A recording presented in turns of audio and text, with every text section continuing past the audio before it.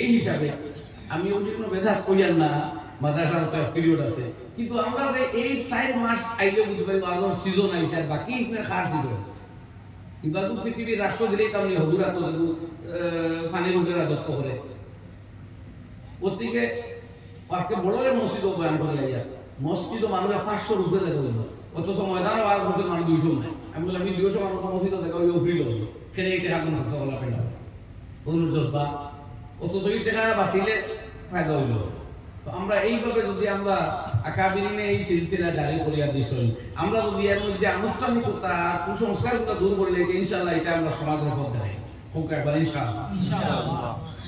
তো এর লাগে ওখানে বললাম যে আমরা সাউন্ড বড় পরামর্শ নাই, এটা তিলাওয়াতের সময় ইকো দেন, কোন সময় তা মালুম খালি চালু হইলে আরো সময় মাইকে হতো তা মালুম তা মালুম তা মালুম, এটার কোনো আসলিয়ত নাই। আচ্ছা চলো আওয়াজ খেরা শুনলেও তো সব বুঝো না বুঝো, কিন্তু ওয়াজ শুনলেও সব মাছ সন্তান আর বকিটা হোক নাইলে তো আর হোক। এবারে যে ওয়াজ হয়েছিল বলে নয়া ভাত তুলল তোলে অসুবিধা হইলে তাহাজুদের সময় বেমার হয়েছিল পাইলে অনতয়ন করে পড়িল তাহাজুদ সুন্দর নূর উঠিল ইবাই ওয়াজ মাইকর বাড়াবাড়ি হতো বা গুমর ছাউনিয়ে সঞ্জিতা বাড়ছই না হুচুই ফাটিল ও তো উল্টাইছই 12 ঘর রান্নার পাত্র আর কলে কলে রাইত উঠিয়া তাহাজুদের সময় তোলে নূর করিয়া খুব খুশিয়া আর নামাজ সাইডে হাত হয়েছিল সহালে স্ত্রীয়ে দেখে খালি মুসলিম মুসকে আসিতা কিতা ঘটনা আর তাই মনে মনে খুশ হইতা বলে তো নূর উঠি গেছে মনে হয় আইজি আমি সুন্দরভাবে আমার স্ত্রীয়ে আশ্চর্য চেহারা দিয়ে আমার দিকে দেখতেছি স্ত্রী আসল ক্রমাগত আর তাই না খুশ হইয়া কত সময় বাদের জন্য আয়নার সামনে গিয়া দেখবার সভ্য না আস্তা মুখ খালা আর কোনো মাত না মাতিয়ে ডাইরেক্ট মেসাল করে কি ওয়াজ করা দিলে তুমি বললে নূর উঠিব কিন্তু আস্তা মুখ খালাও না চালি লাগি গেছিল কিতা ওয়াজ করলাম আর কিতা করছো আপনি বললে প্রচন্ড শীতে অসুস্থতার ভয় থাকলে পাতিল তোলে আত মুসাই করিয়া তৈমুম করিয়া তাহাজ্জুদ পড়লে ওইব আর তাহাজ্জুদ পড়লে চেহারা নূর ফুটে আমার এটা কিতা ফুটাইয়া দিছে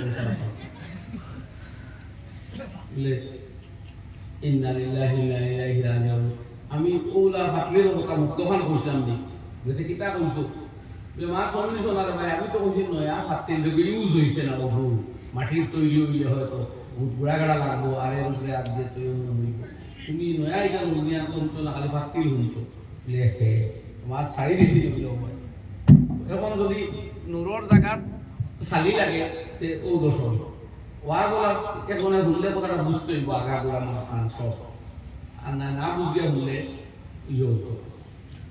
তো আমার দুস্থ হলার বুজুর্গ হল আমি কয়াত আসলাম যে হযরতে মরিয়ম সেই মহিলা যার নাম একমাত্র কোরআনে কারীমের ভিতরে আছে সেই মরিয়মের অ্যাক্টিভিটিস কিটা আসলো এত আল্লাহ উল্লেখ করতে আর নবীদের কইতরা মারিয়াম ইবনাত ইমরান এর আগে হইয়া আইছেন যে দরাবাল্লাহু মাসালান লিল্লাযিনা আমানু ইমরাতাত ফিরআউন আল্লাহ উদাহরণ দিছেন দুই মেয়ে লোক আগে হইছেন লূত আলাইহিস সালাম আর নূহ আলাইহিস সালামের স্ত্রী দুজনের কথা আর ফিরআউনের স্ত্রী কথা ফিরআউনের স্ত্রী এক মহিলা আসলা কিন্তু তার মধ্যে ইসলামী শিক্ষা তার ঈমান দেওয়া মজবুত করলো যে ফেরাউনে যখন যে সময় তার দাসী আসলা খোদাইয়ের দাবি করলো দুনিয়ার মানুষে তারা মানলা এই তো স্বীকার করেন না ফেরাউনে বললো দেখো দুনিয়ার মানুষে আমার খোদা মানিয়ে আসছে আর তুমি আমার ঘরের মহিলা হইয়া আমার মানো না এটা শুনে হইব তোমার কিতা লাগে তো বলে ও স্বামী এর স্বামী হিসাবে তোমার যা ইজ্জত সব আমি দিতাম পারবো মগর আমার আল্লাহ আসন মাবুদর আসন তোমাকে বসাতে পারবো না ফেরাউনে বলে আমি তোমার হত্যা করবো ফাকদিমান তাকাও যেটা তোমার করার করতে পারো আর সন্তান আসলা আর দুইটা ও কড়াইয়ের মধ্যে তেল ঢালা হইল চূড়ান্ত আগুন দিয়ে গরম করা হইল আর তার স্ত্রী এই আগুনের মধ্যে ডালিয়া হত্যা করার লাগে সামনে নেওয়া হইল আগে সন্তান বড় করে ডালা হইল মা তো মনের মধ্যে আঘাত যে আমার চোখের সামনে আমার সন্তানদের কড়াইয়ের মধ্যে বাজিয়ে শহীদ করা হয় তার মনের মধ্যে দুঃখ আইছে বাচ্চারে ডালা হইছে ও আসিয়া ও ফেরাউনের বলে এই মহিলা শুনো এমনও তুমি মানিলা রব ফেরাউন দে তোমার বাচ্চা সব তোমারে ফেরত দেওয়া হইব বলে না ইমান বিক্রি করতাম পারতাম না। সেই বাচ্চারা ডালা হচ্ছে সেকেন্ড টুকরা টুকরা হয়ে তেলের মধ্যে শেষ। আল্লাহ রাব্বুল আলামিনে আসিয়ার চোখের পর্দা সরাই দিছেন।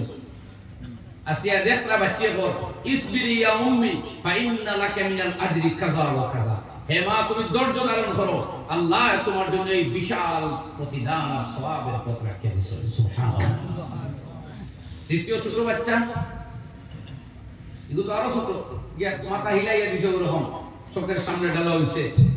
এখনো আসিয়া ধৈর্যর পাথর মূর্তি বনিয়া আছেন। অন্তর সদমাইতে আল্লাহ আবার পর্দা সরাই দিয়েছেন, চোখের পর্দা, যেটা আমরা হিজাব, যে কারণে আমরা খবর আযাব দেখি না, আজরাইল আইলে দেখি না। কত গুনাহগার হাতাকার হারামখোর বায়ক মানুষের খবর প্রচন্ড শাস্তি হইতেছে, চিৎকার চেঁচামেচি হইতেছে, আমরা শুনি আর না পর্দা দেওয়া আল্লাহ, নাহলে তো সংসার করা কঠিন হয়ে গেল। এই পর্দা ওটা আল্লাহ সরাইতে যখন এই বাচ্চা বল ইসবিরি ইয়া উম্মি ফা ইন্না লাকা মিনাল আজরি কাযা ওয়া কাযা, ও মা ধৈর্য ধরো, আল্লাহ তোমার লাগি কত সওয়াব রাখছে। এরপরে যখন আসিয়ার পালা এলো, ফেরাউনের নাম করে দেখো, ফেরাউন এক ওয়াদা করো, আমি এবং আমার এই দুই তিন সন্তানের লাশ খণ্ড বিখণ্ড দেহ যাটুকুন রয় তুমি হত্যা করার পরে এক জায়গাতে গাড়বা, বলে যাও তোমার এই কথা পুরান দিন। মানে ডালা হইল ছেলের মধ্যে। ওই সময় দোয়া করো, রব্বি ইবনি লি ইনদাকা বাইতান ফিল জান্নাহ ওয়া নাজ্জিনি মিন ফিরআউন ওয়া আমালিহি ওয়া নাজ্জিনি মিনাল কওমিজ যালিমিন। দোয়া করো, আল্লাহ এই ফেরাউনের চক্রান্ত আর তার জুলুম অত্যাচারীদের অত্যাচার তাকে আমার হেফাজত করো, নাজাত দাও। আর এই রাজপ্রাসাদ তাকে বারোয়া মানুষের সামনে আমার হত্যা করা হয়, আল্লাহ এর বিনিময়ে তোমার জন্য তো আমার লাগি এখন মাকাম তুমি তৈয়ার করিয়া রাখো। দোয়া করলাম, এই দোয়ারে আল্লাহ কুট করে রাখছে।